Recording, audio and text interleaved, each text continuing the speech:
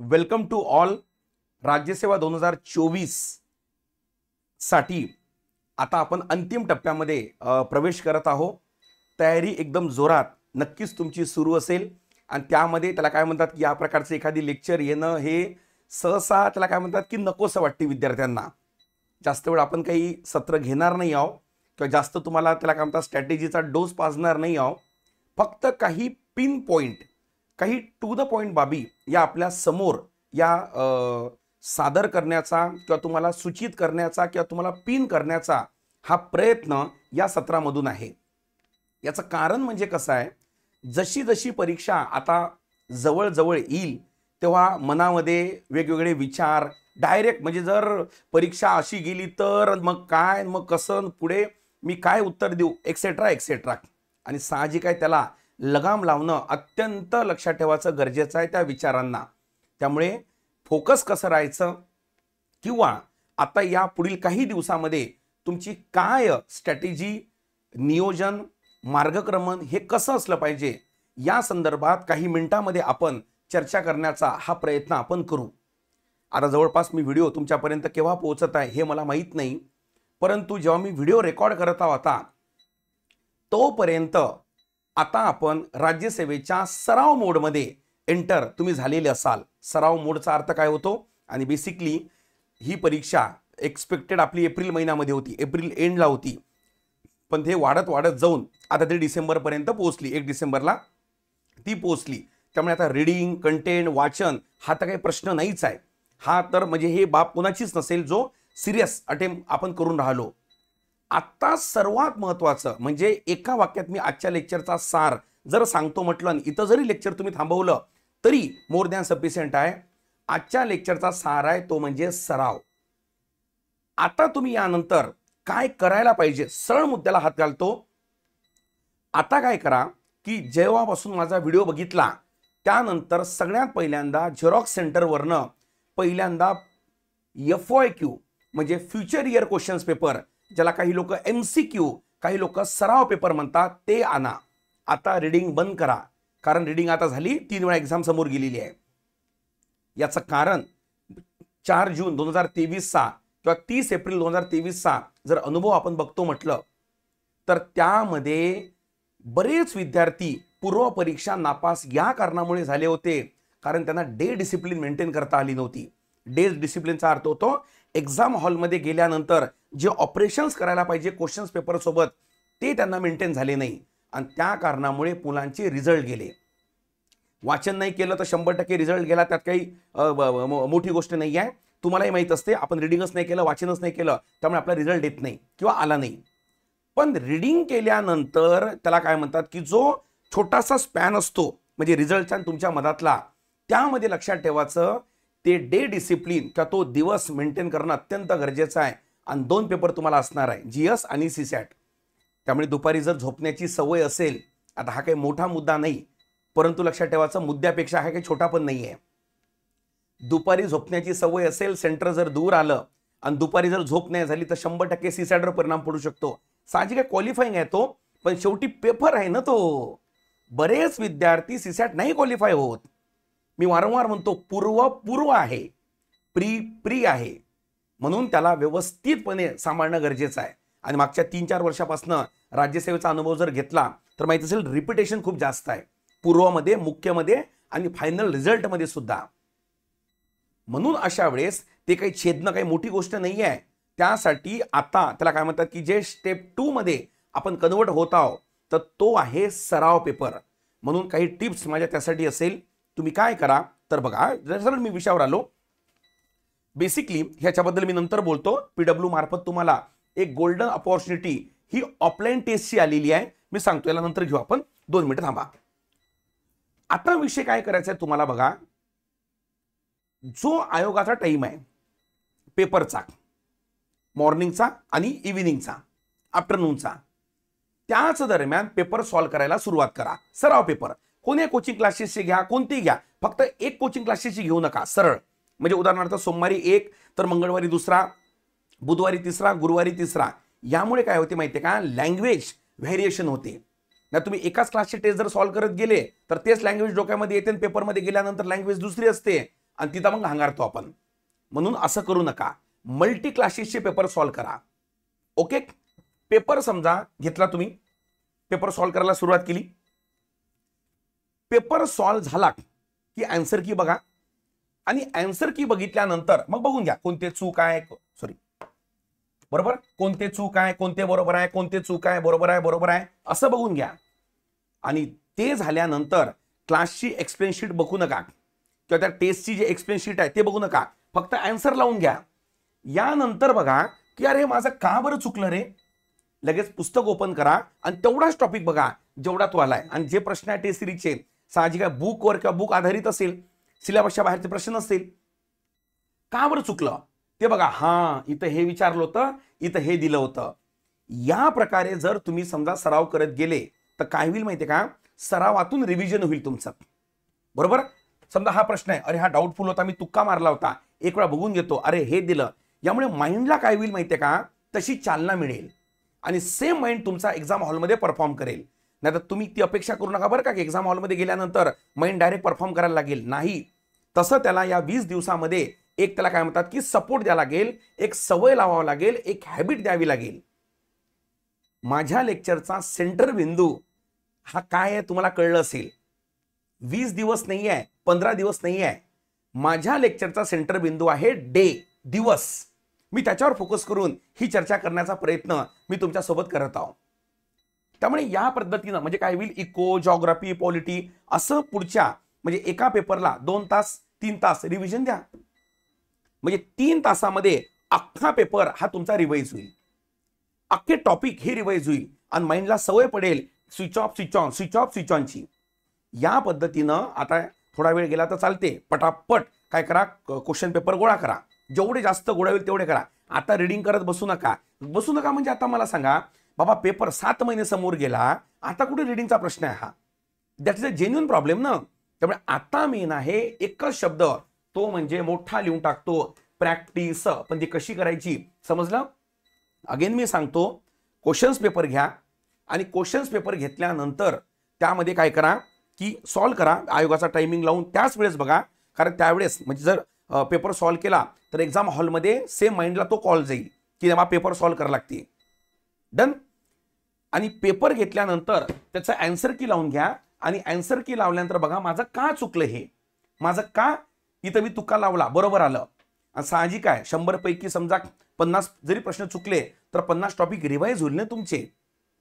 या तऱ्हेनं आताच त्याला काय म्हणतात की पुढची स्ट्रॅटेजी ऑब्लिक परीक्षेपर्यंत टाइमपास, ऑब्लिक परीक्षेपर्यंतचा वेळ हा स्पेंड करण्याचा प्रयत्न करा. बरोबर, साहजिक आहे मनामध्ये विचार येतील, म्हणजे विचार म्हणजे हा नाही येत विचार की डायरेक्ट पेपर नंतर माझं कसं होईल, त्याला आवर घालण्याचा प्रयत्न हा करा आणि माइंडला एकदम स्टेबल ठेवा. मी किती सांगितलं तरी ते होणार नाही, मला माहिती आहे परीक्षेच्या वेळेस काय म्हणजे परिस्थिती होत असते. तर त्यामुळे तो वेळ, तो सदुपयोग हा इथं लावा, टेक्निकल कामामध्ये लावा. हे टेक्निकल काम आहे, बरोबर नाही करे, म्हणजे पटपट माइंड स्विच ऑफ आणि स्विच ऑन होईल व्यवस्थितपणे. आता काय मला शेड्यूल बरोबर बनवा. शेड्यूलचा अर्थ म्हणजे काय, उदाहरणार्थ जो पेपर असेल राज्यसेवेचा टायमिंग, तो टायमिंग आणि सीसाचा टायमिंग आणि मधातलं वेळ हा लायब्ररीमध्येच असलं पाहिजे, पेपर सॉल्व्ह करताना असलं पाहिजे. म्हणजे काय होईल, ज्या दिवशी तुम्ही पेपरमध्ये जाल माइंडला कॉल येईल काय, अरे आता पेपरचा वेळ झाला. जर तुम्हाला बघा चहाची सवय असेल, बरोबर त्यावेळेस माइंड कॉल देतो, भाऊ चाल चहा प्यायला, देतो ना, सेम त्या प्रकारे पेपरचा कॉल आला पाहिजे. त्यामुळे पुढच्या 20-15 दिवसामध्ये ते स्ट्रक्चरल रिफॉर्म हे स्वतःमध्ये काय करा, सुरू करा किंवा स्वतःमध्ये तो बदल करण्याचा हा प्रयत्न करा. म्हणजे काय होईल माहितीये का की त्यावेळेस म्हणजे मग अशी मी गोष्ट बोललो की दुपारची झोप हा काही मोठा मुद्दा नाही बाबा, पण ज्याला दुपारी झोपण्याची सवय आहे त्याला जर झोप नाही झाली तर सीसॅटच्या पेपरमध्ये म्हणजे मी बऱ्याचदा बघितलंय शेवटलं असं एकदम ओमिटिंग सारखं होते पोरांना. आता ठीक आहे तो क्वालिफाईंग आहे त्यामुळे काही प्रॉब्लेम नाही, पण तो जेव्हा जो क्वालिफाईंग जेव्हा नव्हता ना तो गंभीर हालत होऊन जायची. अशा वेळेस स्ट्रक्चरल रिफॉर्म 20 दिवस 15 दिवस मोर दॅन सफिशियंट आहे यासाठी. आणि या तऱ्हेनं जर तुम्ही प्रिपेअर जर झाले तर मी नक्कीच सांगतो चांगला परफॉर्म कराल तुम्ही. कट ऑफ किती येतो सर, किती सॉल्व्ह करायचे सर, याच्यामध्ये काही जाण्याचा प्रयत्न करू नका. आता एकच फोकस ठेवा की मी उत्तमात उत्तम पेपर कसा देईल, जे मी वाचलाय ते माझं रिकॉल तिथं कसं होईल, ओके, परफेक्ट तिथं एलिमिनेशन किंवा इन्फॉर्मेशननं माझे प्रश्न कसे निघेल, जास्तीत जास्त कसे सॉल्व्ह होईल, याचा प्रयत्न हा आता आपला सुरुवातीचा असला पाहिजे. नाही तर बेसिकली काय होतं माहिती आहे का, की म्हणजे विचारातच अर्धा वेळ निघून जातो. आता काही नाही, आता सिंगल प्लॅन काय, question paper solve, question paper solve, question paper solve. जर एखादी प्रश्न अरे बा हा फॅमिलियर वाटत नाही, हा कसा टाकला, बघून द्या गुगलवरनं थोडा. कारण आयोगाचा जो पेपर असतो ना, तो एकदम सुपरफिशियल असतो बरं का. तुम्ही किती, मी ॲज अ एज्युकेटर म्हणून ही गोष्ट मी मान्य करतो, कितीही प्रयत्न केला तरी आयोगाची लँग्वेज आणि टेस्टची लँग्वेज ही मॅच करणं, फक्त प्रयत्न आपण करू शकतो, ती मॅच होत नाही. कितीही म्हणजे आता जुना एवढे दिवस शिकून झाले, पेपरच्या नंतर शेवटी आयोगाचा पेपर आहे. पण आयोगाचा पेपर हा कठीण नसतो, शब्द बरोबर माझा आहे का, हा कठीण नसतो. पण मात्र आतमध्ये गेल्यानंतर कितीही काही करून जा, रक्ताचं पाणी करतो. म्हणजे जे नॅचरॅलिटी आहे तुमची ती बाहेर काढतोच. म्हणून सहसा खूप कमी लोक दावा करतात पेपर नंतर की बा ॲज इट इज हे ते त्या कारणामुळे. जे आज तुम्ही वेगळ्या मार्गात अवलंबला असेल की आतमध्ये गेल्यानंतर मी हे करील, मी असं करील, मी तसं करील, असा प्रश्न दिसला तर असं करील, हे ते करील, आहे ना का, असं वाटते की जरा आयोग इथं आहे, हे काहीही आतमध्ये लागत नाही. आणि जर लावायचं असेल तर यासाठी तुम्ही फुल प्रोफेशनल पाहिजे. समजलं माझं म्हणणं काय तर, कारण तुम्ही वॉरमध्ये एंटर केल्यानंतर जे तुम्ही डावपेच खेळणार आहे त्यासाठी तुम्ही मेंटली फिट पाहिजे ना.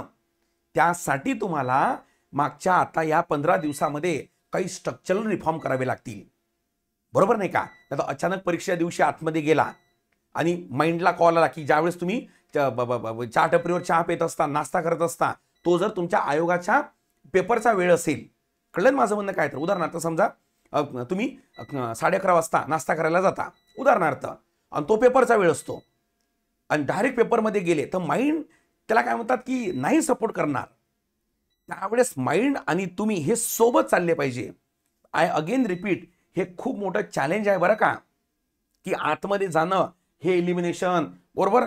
आता बघा तुम्ही बघा असं जर आलं आणि जर प्रश्न फॅमिलियर नाही वाटले तर ऑल ऑफ दिस वापरायचं, आहे ना का, असं वापरायचं. ते ह्या ज्या गोष्टी आहे ना, ह्या तेव्हाच तुमच्या लागू पडेल आणि लागतात, त्यात कुठंच दुमत नाही.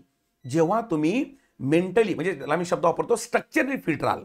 स्ट्रक्चरली कळलं ना, म्हणजे ब्लड माइंड हे दोन्ही सोबत काम करेल. पेपर, माइंड आणि ब्लड सर्क्युलेशन 100% मी सांगतो 10 मार्क प्लसच होणार, 10 प्रश्न प्लसच होणार. या तऱ्हेनं त्याला काय म्हणतात की थोडं याकडे लक्ष द्या. कारण काही काही ज्या आपल्या हॅबिट्स असतात, ज्या सवय असतात, त्या परिणाम पाडतात. तुम्ही बघा ना कॉलेजमध्ये, म्हणजे जे तुमच्यातले काही हुशार मुलं असतील, तुम्ही बघा अभ्यास केला, मी असं लिहिणार, तसं लिहिणार, हे करणार, ते करणार, आणि जसा आतमध्ये एंटर झाला आपलं एकच उद्देश होतं, फक्त पेपर काळा करणे होता ना रे. सेम आयोगाचं तसं आहे. आतमध्ये गेल्यानंतर आदल्या दिवसापर्यंत सगळे ऑल ऑफ दिस मारून, हे मारू, ते मारू, सगळं बरोबर आहे बाबा. पण हे सगळं करण्यासाठी तू स्टेबल असला पाहिजे आतमध्ये. नाही तर एखाद्या आतमध्ये गेला आणि जर तू 2-3 प्रश्न बघून अरे बापरे ह्यातल्या पहिल्या पेजचे तर 5ही प्रश्न मला येत नाही, आणि जर घांगारला, समोरचे माहीत असून सुद्धा या परिस्थितीमुळे ते क्वेश्चन करेक्ट नाही होणार, ते क्वेश्चन बरोबर नाही होणार. जे अगेन आय रिपीट, जे स्टेबिलिटी लागणार आहे ना, ती 2 तास आणि संध्याकाळी 2 तास, की म्हणजे ही टेस्ट मॅच आहे, बरोबर नाही का. कंबाईन आपली 20-20 आहे, 60 मिनिटाच कार्यक्रम आहे. इथं 2 तास राज्यसेवेला बसावं लागणार आहे. तर बरोबर तोलून मापून ते स्टेबिलिटी जर आली तर जे तुम्ही अपेक्षा करून जाताय ना, मी असं करील, तसं करील, हे सगळे वेपन्स तिथं लागणार आहे. तुमच्या ट्रिक्स, तुमचे शॉर्ट ट्रिक्स, हे सगळं लागणार आहे. पण ते लागण्यासाठी त्यावेळेस तुमच्या तिन्ही गोष्टीचं संतुलन साधणं हे अत्यंत गरजेचं आहे. आणि हे संतुलन एका वीकमध्ये साधणार नाही, 15 दिवस मोर दॅन सफिशियंट हे त्यासाठी आहे. चला कळली इथपर्यंत. म्हणून काय करा, एक शेड्यूल बनवा दिवसाचा आणि एकच काम करा. आता पुन्हा मी शब्द लिहितो, सराव. आता नवीन वाचण्याचा विषयच राहिला नाही रे बाबा. अरे बाबा 30 एप्रिलला पेपर होता ना, असं का बरं करता तुम्ही. 30 एप्रिल होता, 3 वेळा समोर गेला, डिसेंबरला पेपर आता आला. फक्त राहिलेला या गोष्टी, बरोबर. जर तुम्हाला असं वाटत असेल की बा काय करावं काही नाही, गेलं मार्केटमध्ये, आणलं झेरॉक्स सेंटरवरनं आणि केला पेपर सॉल्व, आणि हा तणाव घेऊ नका, अरे बाबा त्या टेस्ट पेपरमध्ये तर मला 20च मार्क आले, आता काय करू. अरे तुला जरी 20 आले असेल तर जे 80 प्रश्न तुझे चुकले त्याचं रिव्हिजन झालं ना. आता बरेच लोक या स्ट्रॅटेजीला कदाचित काउंटर म्हणण्यापेक्षा याला असं म्हणू शकतात की सर तुम्ही म्हणता पेपर सॉल्व करा, आणि जर सर आता पेपर जर मला मार्क कमी आले, अरे घाबरू नको बाबा, मी तुला हे सराव या MCQच्या माध्यमातून म्हणजे क्वेश्चन पेपरच्या माध्यमातून रिव्हिजन कर, हे सल्ला दिलाय तुला. मी तुला क्वेश्चन मोज कुठं म्हटलं, मी तुला फक्त एवढं म्हटलेलं आहे, चूक बरोबर एवढं बघ, टॅली करू नको. आणि तुला इथं मिळालेले मार्क आणि आयोगाच्या मार्काचा काहीच संबंध नाहीये, काहीच नाही. असं जर असेल इथं टेस्ट सिरीजमध्ये मी चांगले मार्क घेतो आणि तिथं मला मिळणार आहे, नाही, तो भ्रम आहे. या तऱ्हेनं जा, घाबरू नको. हे जे घाबर नाही ना, हे काढण्यासाठीच तर हा प्रयत्न आहे आपला बाबा. त्याला एक्झाम फोबिया असं म्हणतात, त्याला काय म्हणतात, एक्झाम फोबिया. हा विचार डोक्यामध्ये येणं, सर जर मला मार्क कमी मिळाले तर, हेच तर बिमारी आहे आपली, हेच दूर करायची आपल्याला. त्यामुळे फिडा, त्याला लागा त्याला, आणि हे जर केलं 100% मी सांगतो पेपरच्या दिवशी तुम्ही फिट असणार. कारण बऱ्याच पोरांना असा प्रश्न बघितला तर डायरेक्ट असं वाटते की पाय वर आणि डोकं खाली आहे. त्याला एक्झाम फोबिया म्हणतात. तो काढणं अत्यंत गरजेचं आहे. तेव्हा आणि तेव्हाच तुमचे त्याला काय म्हणतात की सगळे वेपन्स हे आतमध्ये लागणार. नाही तर काय होईल, तुम्हाला गव्हर्नमेंट ऑफ इंडियानं फुल वेपन्स दिले, AK-47 न्यूक्लिअर बॉम्ब सगळे, आणि जसा वॉरमध्ये गेला आणि हा घांगरला, अरे बापरे, अरे रणगाडेन काय, अरे बाबा काढणं न्यूक्लिअर बॉम्ब तो, त्यामुळे तो विसरूनच गेला, माझ्याकडे एवढे मोठे, त्याच्यापेक्षा खतरनाक माझ्याजवळ आहे. सेम असं होणार आहे. ते न्यूक्लिअर बॉम्ब म्हणजे तू वाचन केलेलं आतापर्यंत, रीड केलेलं, अरे 3 रिव्हिजन झाले असेल आतापर्यंत, पण ते काढायचं कसं, तर याद्वारे त्याला काय म्हणतात की हा करायचा आहे. आणि हा माझा छोटासा प्रयत्न होता तुमच्यासाठी की बाबा काय कर, की म्हणजे आता काही सांगणार नाही, गरम पाणी पी, थंड पाणी पी, वॉटर बॅग घे, आणि का लवकर झोप, लवकर हे ते नाही. सेंटर बिंदू इज दॅट स्ट्रक्चरल रिफॉर्म करून त्या दिवसासाठी आपण फिट होणं अत्यंत काय गरजेचं आहे. ठीक आहे. आणि हे PWचं एक बघून घ्या, अत्यंत ही चांगली त्याला काय म्हणतात की सुवर्ण संधी आहे. 24 तारखेला लक्षात ठेवायचं, 24 तारखेला जर तुम्ही पुण्यातले असाल किंवा छत्रपती संभाजीनगर मधील असाल तर तिथे PW ऑफलाईन टेस्ट घेणार आहे. ऑफलाईन सेम, त्याला नाव बघा काय दिलंय, आपण नाव दिलंय रिअल टेस्ट. नाव काय दिलंय, रिअल टेस्ट. रिअल टेस्ट नाव काय दिलं, सेम आयोगासारखंच. खाली लिंक दिलेली आहे, त्या लिंक मध्ये रजिस्टर्ड करा. नॉमिनल 50 रुपये फीज आहे फक्त, म्हणजे 2 पेपरचे प्रिंटिंग कॉस्ट म्हटलं तरी काय हरकत नाही. त्या लिंकवर इनरोलमेंट करायचं, ओके, त्यात सगळं इन्फॉर्मेशन भरायचं. इवन काही दिवसानंतर तुमचं हॉल तिकीट निघणार. आयोगाचं कसं आहे हॉल तिकीट, तसं हॉल तिकीट येणार. हॉल तिकीट मध्ये मग तुम्हाला इथं सेंटर मिळणार, पुणे आणि छत्रपती संभाजीनगरमध्ये जे सिलेक्ट केलं ते, तिथं जायचं, पेपर द्यायचा, दोन्ही पेपर द्यायचे आणि परत यायचं. म्हणजे एक प्रकारे रंगीत तालीम ही इथं होईल. समजलं. त्यामुळे याचा सर्वांनी जबरदस्त फायदा घ्या, बरोबर नाही का. मी सेंटर बिंदू तर मी सांगितलंच आहे, आणि 24 तारखेला आहे, पण त्याची लिंक मला वाटते काहीतरी आज उद्या ही संपत आहे. मला जेव्हा मी व्हिडिओ रेकॉर्ड करत आहोत तिथून 3 दिवस हे शेवटले दिवस यायचे. तर ही 100% ही टेस्ट द्या. ही फक्त नॉमिनल फीज आहे, 49 रुपये फीज आहे, आणि 2 पेपर आहे ना बाबा यामध्ये, आहे नाही का. तर या तऱ्हेनं त्याला काय म्हणतात की 24 नोव्हेंबरला ही टेस्ट होणार आहे. पुण्याचं सेंटर हे अशोक विद्यालय असणार आहे, आणि छत्रपती संभाजीनगरचं सेंटर हे तुम्हाला हॉल तिकीटवर येईल. आता सांगण्यात काय अर्थ नाही ना, ती उत्सुकता असली पाहिजे ना, हा इथं माझं सेंटर आलं, हा इथं माझं सेंटर आलं. तर या तऱ्हेनं त्याला काय म्हणतात की व्यवस्थितपणे काय करा, ही टेस्ट सर्वांनी द्या. ठीक आहे. राज्यव्यापी आहे, जे आजूबाजूची असेल, म्हणजे मुद्दामून मी, म्हणजे ही फक्त टेस्ट फक्त पुण्यातच होणार होती, पण मुद्दामून मी छत्रपती संभाजीनगर हे सेंटर निवडायला सांगितलं, कारण मूळ काय ग्रामीण भागातील पोरांना फायदा झाला पाहिजे ना, आहे नाही का. तर त्यानंतर प्रत्यक्ष टेस्टचा अनुभव असेल, आणि बाकी तुम्हाला माहित आहे. पण मी याला का समर्थन करत आहो, म्हणजे जे चांगलं आहे ते चांगलं आहे, कुठंच दुमत नाही. एक तुम्ही जाणार सेंटरवर, पेपर देणार, त्यात वेगळीच एक हे असते, रादर दॅन लायब्ररीमध्ये तर आपण सॉल्व्ह करतच आहोत.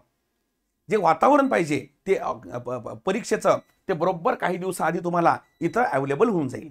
चला कळली पण तुम्हाला.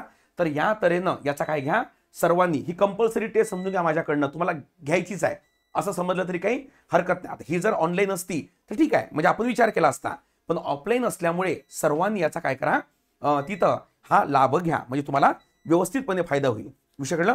पुण्यामध्ये ऑफलाईन सेंटरवर मी पण अवेलेबल असणार आहोत, त्यामुळे काही काळजी करायचं कारण नाही आहे.